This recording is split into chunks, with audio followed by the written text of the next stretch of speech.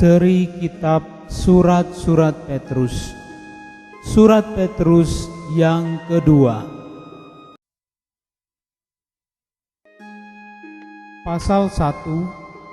Salam dari Simon Petrus, hamba dan rasul Yesus Kristus, kepada mereka yang bersama-sama dengan kami memperoleh iman oleh karena keadilan Allah dan Juru Selamat kita, Yesus Kristus. Kasih karunia dan damai sejahtera melimpahi kamu oleh pengenalan akan Allah dan akan Yesus, Tuhan kita.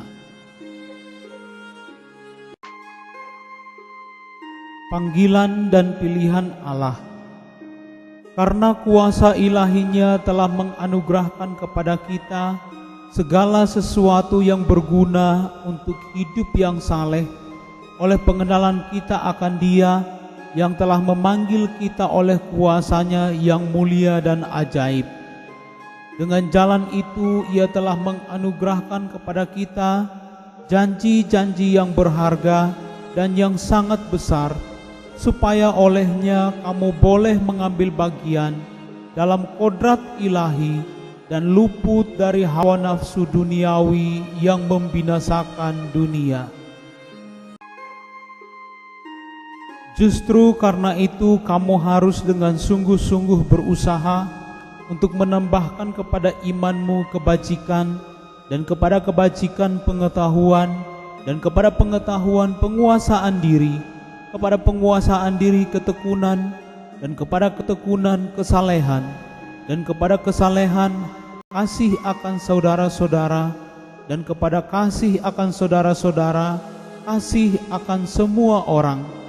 Sebab apabila semuanya itu ada padamu dengan berlimpah-limpah, kamu akan dibuatnya dan berhasil dalam pengenalanmu akan Yesus Kristus, Tuhan kita. Tetapi barang siapa tidak memiliki semuanya itu, ia menjadi buta dan picik, karena ia lupa bahwa dosa-dosanya yang dahulu telah dihapuskan. Karena itu, saudara-saudaraku, berusahalah sungguh-sungguh supaya panggilan dan pilihanmu makin teguh. Sebab jikalau kamu melakukannya, kamu tidak akan pernah tersandung. Dengan demikian, kepada kamu akan dikaruniakan hak penuh untuk memasuki kerajaan kekal, yaitu kerajaan Tuhan dan Juru Selamat kita, Yesus Kristus. Karena itu aku senantiasa bermaksud mengingatkan kamu akan semuanya itu, sekalipun kamu telah mengetahuinya dan telah teguh dalam kebenaran yang telah kamu terima. Aku menganggap sebagai kewajibanku untuk tetap mengingatkan kamu akan semuanya itu selama aku belum menanggalkan kemah tubuhku ini. Sebab aku tahu bahwa aku akan segera menanggalkan kemah tubuhku ini, sebagaimana yang telah diberitahukan kepadaku oleh Yesus Kristus Tuhan kita. Tetapi aku akan berusaha supaya juga sesudah kepergianku itu, kamu selalu mengingat semuanya itu. Nubuat tentang kemuliaan Kristus telah digenapi. Sebab kami tidak mengikuti dongeng-dongeng isapan jempol manusia ketika kami memberitahukan kepadamu kuasa dan kedatangan Tuhan kita, Yesus Kristus sebagai Raja. Tetapi kami adalah saksi mata dari kebesarannya. Kami menyaksikan bagaimana Ia menerima kehormatan dan kemuliaan dari Allah Bapa ketika datang kepadanya suara dari Yang Maha Mulia yang mengatakan, "Inilah anak yang kukasihi, kepadanyalah aku berkenan." Suara itu kami dengar datang dari sorga ketika kami bersama-sama dengan Dia di atas gunung yang kudus. Dengan demikian kami makin diteguhkan oleh firman yang telah disampaikan oleh para nabi. Alangkah baiknya kalau kamu memperhatikannya sama seperti memperhatikan pelita yang bercahaya di tempat yang gelap sampai fajar menyingsing dan bintang timur terbit bersinar di dalam hatimu. Yang terutama harus kamu ketahui ialah bahwa nubuat-nubuat dalam kitab suci tidak boleh ditafsirkan menurut kehendak sendiri, sebab tidak pernah nubuat dihasilkan oleh kehendak manusia, tetapi oleh dorongan Roh Kudus orang-orang berbicara atas nama Allah. Pasal 2. Nabi-nabi dan guru-guru yang palsu. Sebagaimana nabi-nabi palsu dahulu tampil di tengah-tengah umat Allah, demikian pula di antara kamu akan ada guru-guru palsu. Mereka akan memasukkan pengajaran-pengajaran sesat yang membinasakan. Bahkan mereka akan menyangkal penguasa yang telah menebus mereka, dan dengan jalan demikian segera mendatangkan kebinasaan atas diri mereka. Banyak orang akan mengikuti cara hidup mereka yang dikuasai hawa nafsu, dan karena mereka jalan kebenaran akan dihujat. Dan karena serakahnya, guru-guru palsu itu akan berusaha mencari untung dari kamu dengan cerita-cerita isapan jempol mereka. Tetapi untuk perbuatan mereka itu, hukuman telah lama tersedia dan kebinasaan tidak akan tertunda. Sebab jikalau Allah tidak menyayangkan malaikat-malaikat yang berbuat dosa, tetapi melemparkan mereka ke dalam neraka, dan dengan demikian menyerahkannya ke dalam gua-gua yang gelap untuk menyimpan mereka sampai hari penghakiman. Dan jikalau Allah tidak menyayangkan dunia purba, tetapi hanya menyelamatkan Nuh, pemberita kebenaran itu, dengan 7 orang lain, ketika ia mendatangkan air bah atas dunia orang-orang yang fasik. Dan jikalau Allah membinasakan kota Sodom dan Gomora dengan api, dan dengan demikian memusnahkannya dan menjadikannya suatu peringatan untuk mereka yang hidup fasik di masa-masa kemudian, tetapi ia menyelamatkan Lot, orang yang benar, yang terus-menerus menderita oleh cara hidup orang-orang yang tak mengenal hukum dan yang hanya mengikuti hawa nafsu mereka saja. Sebab orang benar ini tinggal di tengah-tengah mereka dan setiap hari melihat dan mendengar perbuatan-perbuatan mereka yang jahat itu, sehingga jiwanya yang benar itu tersiksa. Maka nyata bahwa Tuhan tahu menyelamatkan orang-orang saleh dari pencobaan, dan tahu menyimpan orang-orang jahat untuk disiksa pada hari penghakiman, terutama mereka yang menuruti hawa nafsunya karena ingin mencemarkan diri dan yang menghina pemerintahan Allah. Mereka begitu berani dan angkuh sehingga tidak segan-segan menghujat kemuliaan. Padahal malaikat-malaikat sendiri yang sekalipun lebih kuat dan lebih berkuasa daripada mereka tidak memakai kata-kata hujat kalau malaikat-malaikat menuntut hukuman atas mereka di hadapan Allah.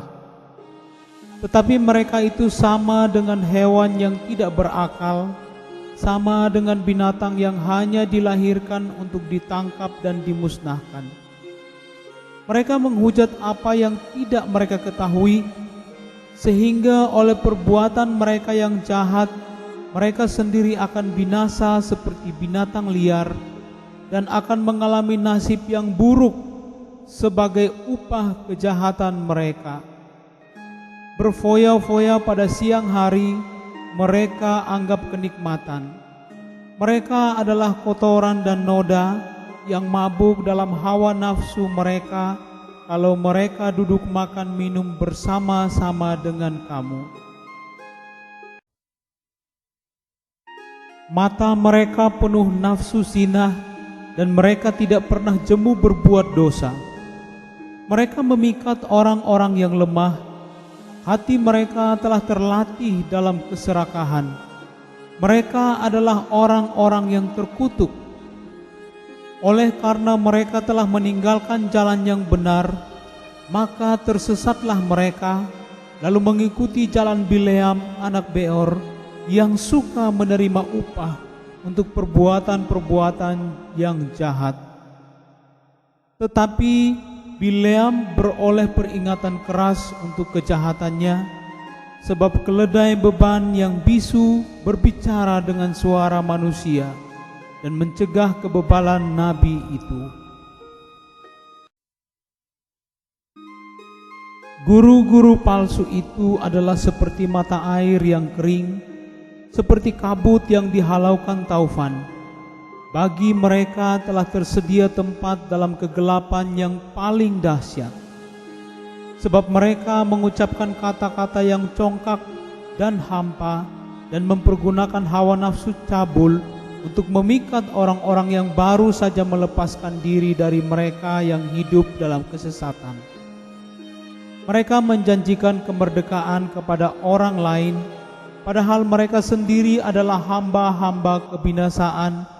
Karena siapa yang dikalahkan orang, ia adalah hamba orang itu. Sebab jika mereka, oleh pengenalan mereka akan Tuhan dan Juru Selamat kita, Yesus Kristus, telah melepaskan diri dari kecemaran-kecemaran dunia, tetapi terlibat lagi di dalamnya, maka akhirnya keadaan mereka lebih buruk daripada yang semula. Karena itu bagi mereka adalah lebih baik jika mereka tidak pernah mengenal jalan kebenaran daripada mengenalnya, tetapi kemudian berbalik dari perintah kudus yang disampaikan kepada mereka. Bagi mereka cocok apa yang dikatakan peribahasa yang benar ini: anjing kembali lagi ke muntahnya, dan babi yang mandi kembali lagi ke kubangannya. Pasal 3, Hari Tuhan. Saudara-saudara yang kekasih, ini sudah surat yang kedua yang kutulis kepadamu. Di dalam kedua surat itu aku berusaha menghidupkan pengertian yang murni oleh peringatan-peringatan, supaya kamu mengingat akan perkataan yang dahulu telah diucapkan oleh nabi-nabi kudus, dan mengingat akan perintah Tuhan dan Juru Selamat yang telah disampaikan oleh rasul-rasulmu kepadamu. Yang terutama harus kamu ketahui ialah bahwa pada hari-hari zaman akhir akan tampil pengejek-pengejek dengan ejekan-ejekannya, yaitu orang-orang yang hidup menuruti hawa nafsunya. Kata mereka, di manakah janji tentang kedatangannya itu? Sebab sejak bapa-bapa leluhur kita meninggal, segala sesuatu tetap seperti semula pada waktu dunia diciptakan. Mereka sengaja tidak mau tahu bahwa oleh firman Allah langit telah ada sejak dahulu, dan juga bumi yang berasal dari air dan oleh air, dan bahwa oleh air itu bumi yang dahulu telah binasa dimusnahkan oleh air bah. Tetapi oleh firman itu juga langit dan bumi yang sekarang terpelihara dari api dan disimpan untuk hari penghakiman dan kebinasaan orang-orang fasik, Akan tetapi, saudara-saudaraku yang kekasih, yang satu ini tidak boleh kamu lupakan, yaitu bahwa di hadapan Tuhan satu hari sama seperti 1000 tahun, dan 1000 tahun sama seperti satu hari. Tuhan tidak lalai menepati janjinya, sekalipun ada orang yang menganggapnya sebagai kelalaian, tetapi Ia sabar terhadap kamu, karena Ia menghendaki supaya jangan ada yang binasa, melainkan supaya semua orang berbalik dan bertobat. Tetapi hari Tuhan akan tiba seperti pencuri. Pada hari itu langit akan lenyap dengan gemuruh yang dahsyat, dan unsur-unsur dunia akan hangus dalam nyala api, dan bumi dan segala yang ada di atasnya akan hilang lenyap. Jadi, jika segala sesuatu ini akan hancur secara demikian, betapa suci dan salehnya kamu harus hidup, yaitu kamu yang menantikan dan mempercepat kedatangan hari Allah. Pada hari itu, langit akan binasa dalam api, dan unsur-unsur dunia akan hancur karena nyalanya. Tetapi sesuai dengan janjinya, kita menantikan langit yang baru dan bumi yang baru, di mana terdapat kebenaran. Sebab itu, saudara-saudaraku yang kekasih, sambil menantikan semuanya ini, kamu harus berusaha supaya kamu kedapatan tak bercacat dan tak bernoda di hadapannya dalam perdamaian dengan Dia. Anggaplah kesabaran Tuhan kita sebagai kesempatan bagimu untuk beroleh selamat, seperti juga Paulus, saudara kita yang kekasih, telah menulis kepadamu menurut hikmat yang dikaruniakan kepadanya. Hal itu dibuatnya dalam semua suratnya apabila ia berbicara tentang perkara-perkara ini. Dalam surat-suratnya itu ada hal-hal yang sukar difahami, sehingga orang-orang yang tidak memahaminya dan yang tidak teguh imannya memutar baliknya menjadi kebinasaan mereka sendiri, sama seperti yang juga mereka buat dengan tulisan-tulisan yang lain. Penutup. Tetapi kamu, saudara-saudaraku yang kekasih, kamu telah mengetahui hal ini sebelumnya. Karena itu waspadalah, supaya kamu jangan terseret ke dalam kesesatan orang-orang yang tak mengenal hukum, dan jangan kehilangan peganganmu yang teguh. Tetapi bertumbuhlah dalam kasih karunia dan dalam pengenalan akan Tuhan dan Juru Selamat kita, Yesus Kristus. Baginya kemuliaan sekarang dan sampai selama-lamanya.